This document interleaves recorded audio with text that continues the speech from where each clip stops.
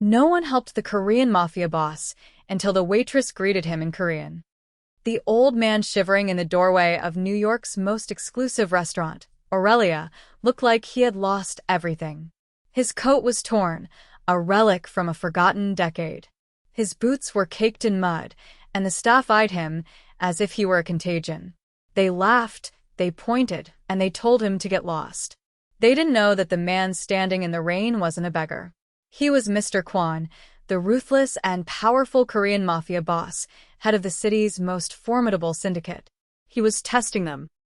Only one person, a struggling 22-year-old African waitress named Amara, saw a human being instead of a nuisance. When she offered him a gentle smile, she didn't just earn a tip. She started a war that would scorch the city. This is the story of how one act of kindness saved a life and ended a dozen others. The rain in Manhattan that Tuesday wasn't just rain, it was a punishment, lashing against the floor-to-ceiling glass windows of Aurelia, the kind of restaurant where a bottle of water cost more than most people's hourly wage. Inside, the air smelled of truffle oil, expensive perfume, and old money. Outside, the city was drowning. Amara adjusted her apron, a simple white dress and red vest, wincing as she tightened the strings. Her lower back throbbed. She had been on her feet for 10 hours straight, covering a double shift because the hostess had called in sick again. Amara didn't have that luxury. She had rent due, a maxed-out credit card, and a grandmother in a nursing home whose medication costs were rising faster than her tips. "Table 4 needs a refill on the Pinot," a voice snapped behind her. Amara jumped, turning to see Gregory, the floor manager. Gregory was a man who wore suits that were too tight and a cologne that was too strong, managing the restaurant with a sneer. "I'm on it, Gregory," Amara said, forcing a smile. "And fix your hair. You look like you walked here in a wind tunnel." "This is Aurelia, not a diner," Gregory hissed before spinning on his heel to greet a senator. Amara swallowed her pride, hurried to the bar, and made her rounds. The restaurant was buzzing, oblivious to the storm. Then the heavy oak front door creaked open. A gust of wind blew rain into the pristine foyer. Silence rippled through the dining room. Standing there was a man who looked like he had crawled out of a gutter. He was around 45 years old, hunched over in a heavy, waterlogged trench coat. His dark hair was plastered to his skull, and he was trembling violently. The hostess froze, panic flashing in her eyes. "Sir," she squeaked. "Sir, you can't be here." The old man looked up. His eyes were dark, scanning the area with a strange predatory intensity that didn't match his frail appearance. I only wish for a table," the man said, his voice raspy. "Just soup, please. It is cold." Gregory descended upon the scene like a vulture. "Excuse me," his voice boomed. "This is a private establishment. We have a dress code, and we certainly don't serve vagrants." "I have money," the man said, reaching a shaking hand into his pocket. "I don't care if you have a winning lottery ticket," Gregory sneered, snapping his fingers for a busboy. "Escort this gentleman out before he drips mud on the Persian rug." The diners watched with amusement. "Can you believe the nerve?" a woman in pearls whispered loudly. Amara watched from the service station, her heart hammering. It was cruel. She looked at the man's hands, turning blue from the cold. He wasn't drunk, he was freezing. "Please," the old man tried one last time. "Just 10 minutes to warm up." "Out!" Gregory pointed to the street. The busboy moved to grab his arm, and the old man flinched, his eyes hardening for a split second before he bowed his head in defeat. Amara couldn't breathe. She thought of her grandfather, a proud man who had worked his entire life. If someone had treated him like this, it would have broken him. Ignoring her debt, ignoring the rent, ignoring the fact that Gregory had threatened to fire her last week, Amara slammed the water pitcher down on the counter. "Stop." The restaurant went silent again. Gregory turned slowly, his face turning purple. "Excuse me, Amara?" She walked forward, her legs shaking but her chin high. She gently placed a hand on the old man's soaked shoulder. "He's staying," Amara said, her voice firm. "He's sitting at my station. Table 9 is open." It's in the back corner. I am not letting an old man freeze to death on the sidewalk. If you seat him, Gregory hissed, leaning into her ear, you are finished here. You walk out that door with him. Amara looked at the old man. He was looking at her now, truly looking. His eyes were the color of espresso, deep and unreadable. He wasn't looking at her like a savior. He was analyzing her, assessing her worth. Then I'm finished, Amara said quietly. She turned to the old man and smiled, a genuine, warm smile. Come with me. Ignore him. Let's get you some hot soup. Gregory was too shocked by the public insubordination to cause a scene. He would let her serve the bum, then fire her publicly at the end of the shift. On your head be it, he muttered. Amara guided the old man to the secluded booth in the back. She helped him off with his soaked coat. Underneath, he wore a black Mafia suit, frayed at the cuffs but surprisingly well-tailored, with a white collared shirt. Sit, she said softly. I'll bring you a warm towel. As soon as she was gone, the man's demeanor shifted. The trembling ceased. He reached into his inner pocket, not for a wallet, but for a small burner phone. No signal. He scanned the room, noting the exits, the staff, the security cameras. This was a man looking for a way out of a trap. Mr. Kwon, the formidable Korean Mafia boss, had been ambushed 3 blocks away. His driver was dead, his bodyguards scattered. The Dalton crew had finally made their move. He had ditched his primary phone and his gun to blend in, playing the role of a vagrant. He needed shelter, and he needed to know if this girl was simply an idiot or an angel. Amara returned with a steaming towel and a bowl of lobster bisque. She hadn't wrung it into the system. If she was getting fired, she was going to steal the soup. She placed the towel in his hands. He took it, pressing the warmth against his face. When he lowered it, he looked less like a drowned rat and more like a tired hawk. Thank you, he said. It's horrible out there, Amara said, pouring him water. My grandmother always says you never turn away someone who knocks on your door. She taught me that a guest is a gift, that you treat everyone with dignity, no matter what they look like. Mr. Kwon froze, his eyes narrowing. He stared at her, his facade of the helpless beggar cracking completely. Her simple words, spoken with such earnest belief, struck a chord deep within him. In his world of high-stakes crime and brutal betrayal, such pure, unconditional decency was a foreign concept. He looked at this young African waitress, whose own life was clearly a struggle, and saw a strength he hadn't encountered in years. What is your name? He asked, his voice now steady and commanding. Amara, she replied. You possess an uncommon heart, Amara, he murmured, tasting the soup. I'm just doing my job, she said, glancing at Gregory, who was glaring from across the room. Look, eat quickly. My manager is a difficult man. Mr. Kwon looked over Amara's shoulder at Gregory, memorizing his face. He filed it away in the mental cabinet reserved for people who needed to be corrected. He is a small man with a small amount of power, Mr. Kwon said. Those are the most dangerous kind. He's going to fire me, Amara admitted, her shoulders slumping. But it's okay. I hate this place anyway. Suddenly, the front door burst open again. 2 men in long black trench coats strode in. They looked like sharks in a goldfish pond.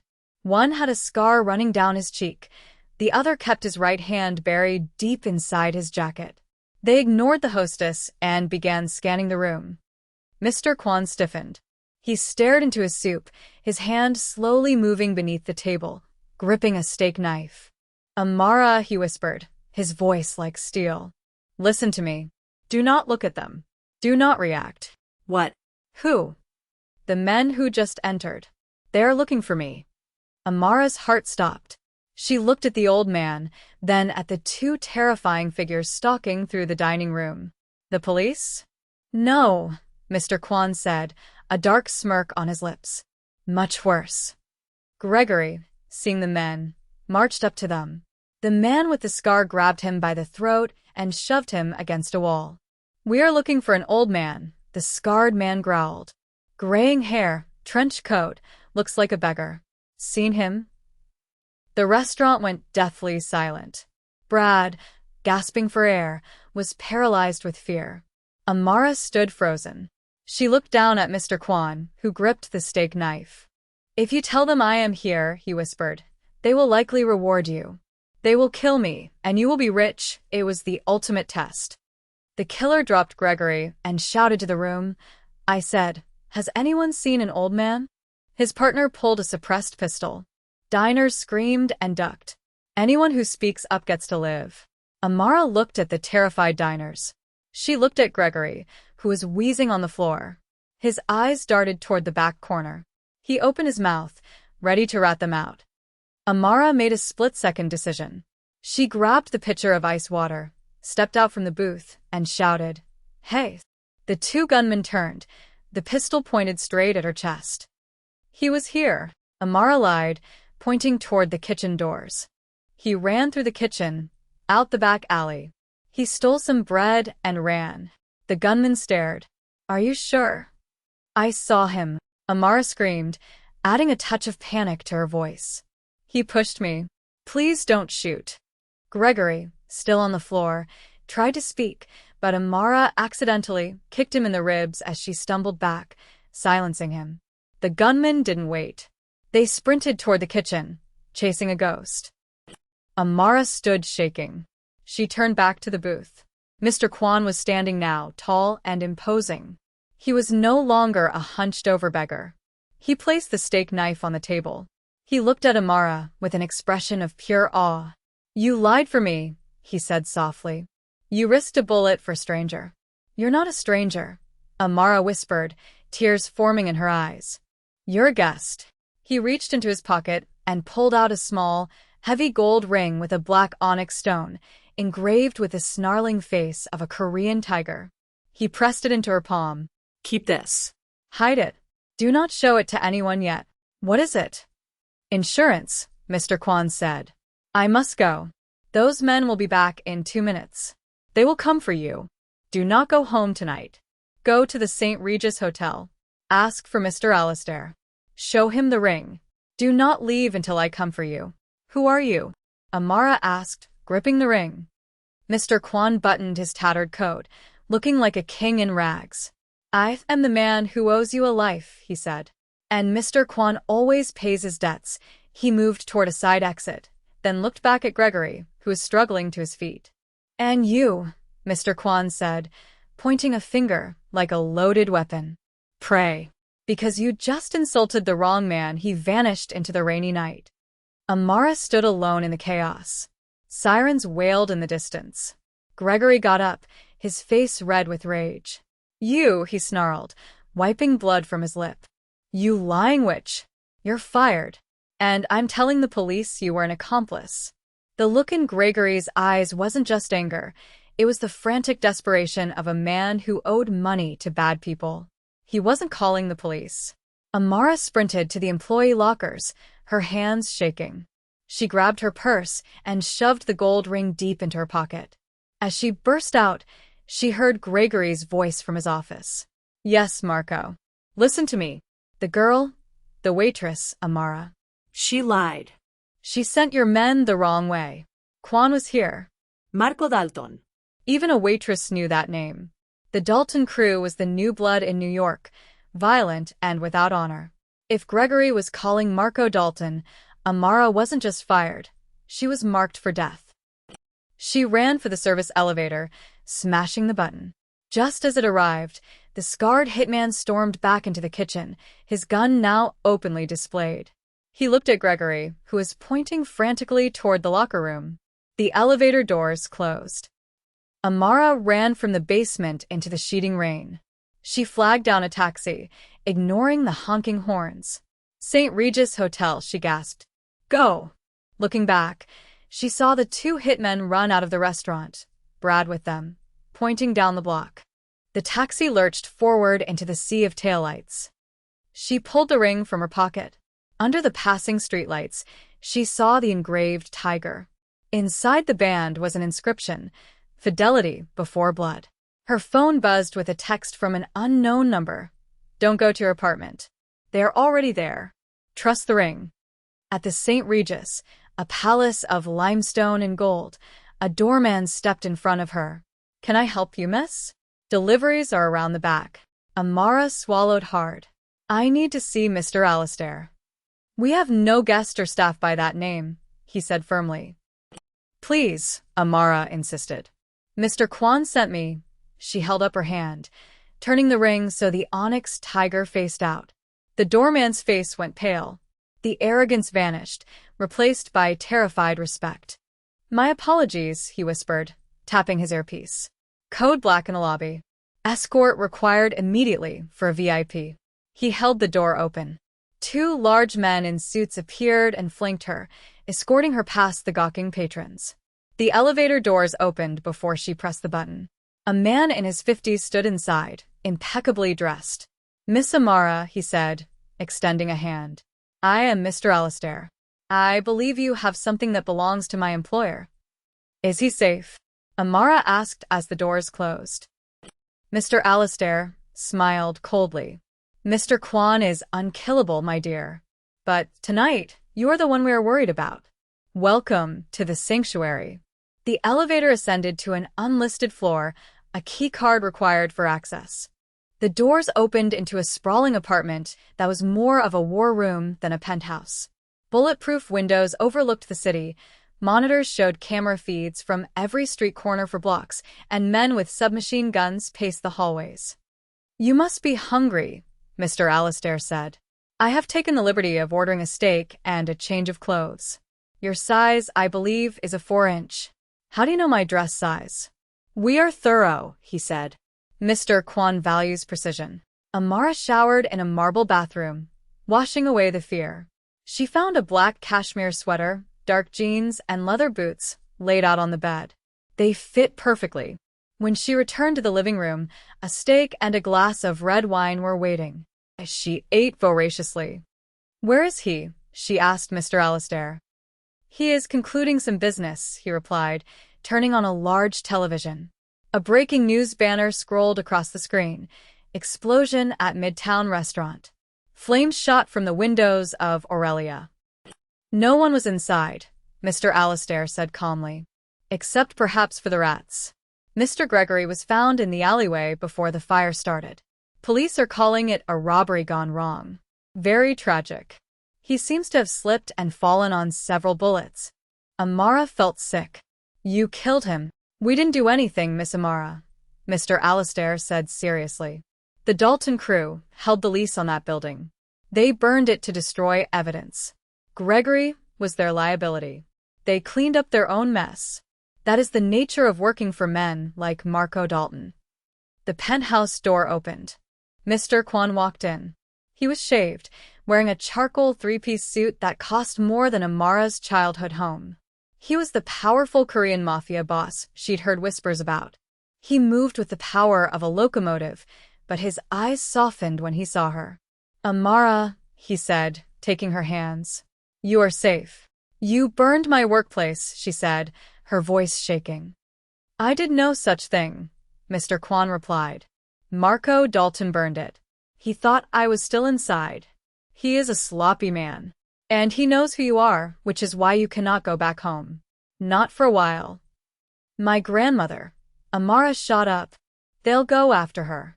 Mr. Kwan held up a hand. Sit. Mr. Alistair handed him a tablet. On the screen was a live video feed of a private hospital room. In the bed, sleeping peacefully, was Amara's grandmother. A massive man sat in a chair next to the door. That is David, my nephew, Mr. Kwan said. He is the best bodyguard in the city. Your grandmother was moved to the Mount Sinai VIP wing an hour ago. All expenses are paid. Tears welled in Amara's eyes. Why? I just gave you soup. Mr. Kwan leaned forward. You didn't just give me soup, Amara. You gave me my life. The Dalton crew breached my security. My own advisor gave them my route. I was alone, unarmed, freezing. If you had pointed me out, I would be dead. The balance of power in New York would have shifted to men who sell fentanyl to children. You stopped that, he stood up, looking at the burning reflection of the city in the window. Tomorrow morning I am going to remind them why they fear me. And I need your help. The next morning, Mr. Kwan and his capos plotted a war. The Daltons are holding a victory dinner tonight at Il Palazzo, their headquarters, he said, pacing before a map. They think I am Ash. So we hit them there? Asked Milo, a burly enforcer. No, Mr. Kwan said sharply. Il palazzo is a fortress. A head-on attack is a bloodbath. We need to walk in. We need someone they don't recognize, who can get close to Marco Dalton. All eyes turned to Amara. Me, she said. No, Mr. Kwan said immediately. It is too dangerous. They know my face, Amara argued, a strange, cold anger replacing her fear. But they don't know me. They think I'm just a waitress who got scared. They threaten my grandmother. I want my life back, Mr. Kwan. The only way to get it is to help you finish this. Mr. Kwan saw the fire in her eyes. What is your plan? They'll be hiring extra staff for the party, right? Yes, Mr. Alistair interjected. They requested 10 extra servers this morning. I'm a waitress, Amara said. Get me in as a server. I get close to Marco. I find a way to disable the backdoor security from the inside. Your men come in. Mr. Kwan stared at her for a long time. If they recognize you. They saw a girl in a sloppy uniform with wet hair for 10 seconds, Amara said. Make me look different. They won't see Amara, the waitress. They'll see whatever you want them to see. Mr. Kwan nodded slowly. Alistair, call the stylist. Get the makeup team. And get me a wire that fits in an earring. Tonight, we dine at Il Palazzo. The transformation took 3 hours. A stylist who usually worked for Vogue cut Amara's hair into a sharp, chic bob and dyed it raven black. Makeup highlighted her cheekbones and darkened her eyes. She put on the catering uniform, a short black skirt and a crisp white shirt, but Mr. Alistair's team made adjustments, sewing in a microphone and fitting her with a nearly invisible earpiece. When Amara looked in the mirror, she saw a dangerous, beautiful stranger. Perfect, Mr. Kwan said. There is a red button under the desk in the main office. Press it, and the magnetic locks on the loading bay disengage. My men will be waiting. If you feel unsafe, you say the word storm into the mic. We will crash the front gate. I will not let you die. I'm ready, Amara said. Il Palazzo was a gaudy mansion, all gold and velvet. The party was in full swing, thick with cigar smoke and arrogance. Amara walked in with the catering team, her head down, offering champagne and canapes. She saw him, Marco Dalton, at the head table in a white suit, laughing loudly. Beside him sat Rocco, the scarred man from the restaurant. Her heart hammered.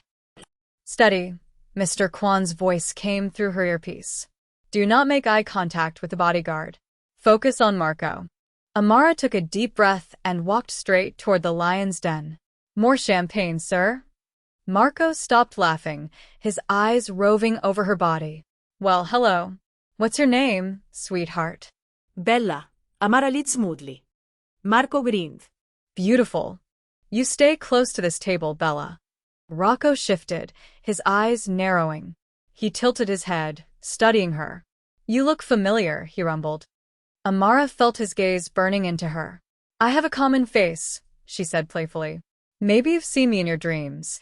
The table laughed, but Rocco kept staring. I need a refill on the vodka, Marco said, grabbing her wrist. Get the good stuff from my office. Private stash. This was it. Of course, sir. Where is the office? Down the hall, last door on the left. Amara pulled her wrist away and walked off, feeling Rocco's eyes on her back. I'm moving to the office, she whispered into her collar. Copy that, Mr. Kwan replied. We are in position. 2 minutes. She found the lavish office and rushed to the mahogany desk, crouching to find the red button. Click. The sound of a pistol hammer cocking echoed in the room. She turned slowly. Rocco stood in the doorway, a suppressed pistol aimed at her head. He had followed her. I knew it, he said with a cruel smile. The waitress from the bistro. You cleaned up nice, but you still smell like fear. Is the old man alive? Amara couldn't speak. She was trapped. She eyed the button 3 feet away. Storm, she whispered. Storm, storm. He can't help you, Rocco laughed, squeezing the trigger. Click. The dry snap of a firing pin hitting a dud primer. Rocco stared at his gun in disbelief, frantically racking the slide. "Cheap Russian crap," he snarled. That split second was her only chance. Amara grabbed a heavy crystal bottle of cognac from the desk and swung it with all her might. The heavy crystal connected with Rocco's temple with a sickening crunch. He crumpled to the floor. Amara threw herself under the desk and slammed the red button. A heavy clang echoed from deep within the mansion. "Door is open," she screamed into her mic. "I'm in the office. Rocco is down." "Get down, Amara," Mr. Kwan's voice roared in her ear. "Cover your ears." The office window shattered as a flashbang grenade was tossed inside. The room filled with blinding light and a deafening sound. Amara curled into a ball as heavy boots hit the floor. A hand grabbed her shoulder. She flinched, but it was David, Mr. Kwan's nephew, now in tactical gear. "You did good," he grinned. "Now stay here. Uncle wants a word with the host." The party outside had turned into a nightmare for the Dalton crew. Waiters drew weapons, the back doors flew open, and Milo led 20 armed men into the hall. The music cut out. Marco Dalton overturned a table for cover, pulling a gold-plated pistol. "Kill them," he screamed. Then the main doors swung open. Mr. Kwan walked in, unarmed, moving slowly through the center of the room. The firefight seemed to pause. "You're dead," Marco whispered, seeing him. "I burned you." "You burned a building, Marco," Mr. Kwan said, his voice carrying through the hall. "You cannot burn a legacy. You broke the rules. You brought noise to the city. You threatened civilians." "She's a rat," Marco screamed, raising his gun. Before he could aim, a single shot rang out. Marco howled, dropping his pistol and clutching his ruined right hand. Mr. Alastair stood at the entrance to the hallway, lowering his smoking weapon. Amara stood beside him, pointing. "She is not a rat," Mr. Kwan said, walking up to the whimpering Marco. "She is the only person in this room with honor," he signaled to Milo. "Take him. The police will find him tied to a lamp post with a confession note. He will spend the rest of his life in a cage." Mr. Kwan turned to the terrified guests. "The Dalton family is dissolved. Go home." He walked over to Amara, who was finally letting the adrenaline leave her system. He draped his suit jacket over her shoulders. "The car is waiting," he said softly. "Let's go get your grandmother." 6 months later, the sun shone on a newly renovated building on 52nd Street. The charred remains of Aurelia were gone. In its place stood a building of rustic stone with flower boxes overflowing with basil. The sign above the door was hand-painted in gold leaf, "The Haven." "It looks good," a voice said behind her. It was Mr. Kwan, looking relaxed in a wool sweater and flat cap. "The contractor finished early." Milo can be very persuasive. He handed her a thick envelope. "The deed. Free and clear. The building, the land, the business. It is all in your name, Amara." "I can't accept this, Mr. Kwan. It's too much." "You don't have a job," he corrected her. "You have a legacy. You saved my life. This isn't a payment. It's an investment." He pointed to the window, where the former hostess from Aurelia, now Amara's general manager, was arranging flowers. "You have the heart of a lioness, Amara. But you belong in the light, not in the shadows with me. This place will be a sanctuary. Good food, good wine, no gunmen." "Definitely no Gregory's," Amara laughed. "I will come by for the grand opening," he said, stepping toward his car. "I expect the best table." Table 9, Amara smiled. In the back corner. Reserved forever. As the black car disappeared into traffic, Amara looked at her restaurant. She unlocked the front door and flipped the sign from closed to open. A couple walked up. "Excuse me," the man asked. "Are you open for lunch?" Amara smiled, the same warm smile that had saved a life in the rain 6 months ago. "Yes," she said. "Welcome to the Haven. Come in out of the cold." This story shows us the profound impact of empathy and the unexpected strength found in kindness.